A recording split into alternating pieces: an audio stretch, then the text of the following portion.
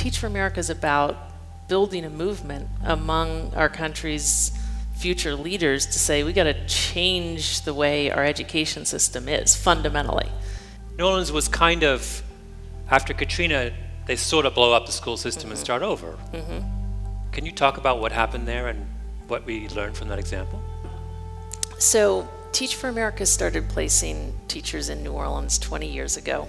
And, you know, I've personally spent a lot of time walking around the New Orleans public schools, and you could call it a crime scene at some level pre-Hurricane Katrina.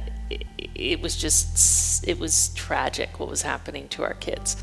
But the storm, you know, basically created a window of opportunity for some people who had been working for a long time to try to improve the schools without gaining much traction to actually just blow up the system. You build a structure, and then you poise to take advantage of... You gotta be ready to take advantage of the crisis and make it into an opportunity. It's funny because, you know, the last time this happened in this country was during the Depression. The well-documented effect of the Depression was that the contraction of the private economy caused an awful lot of incredibly talented people to go into the public school system. And the generation that emerged from the schools in the Depression, which was one of the most successful generation, well-educated generations that we have, were the unintended beneficiaries of this economic calamity.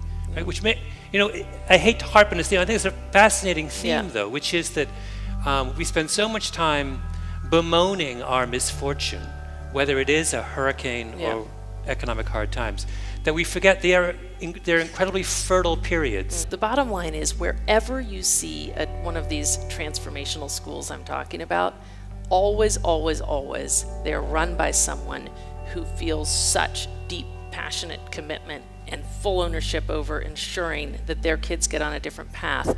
And if they don't have the freedom, they take the freedom to do whatever it takes to get to that end result. And I think we really need to ground our policies in an understanding of that dynamic. And I think the implication is that our central system should spend an immense amount of energy attracting and developing real leadership, which is a process, right? We can't snap our fingers and have great leaders. Like, we need to recruit them into the classroom, ensure they're highly successful, keep some of them in the classroom, move others into, you know, leadership roles and whatnot. Like, we need to obsess over talent development in the way that any high-performing organization does. But at the same time, we then need to empower our leaders to get results. And so I think that kind of restructuring is probably the answer overall.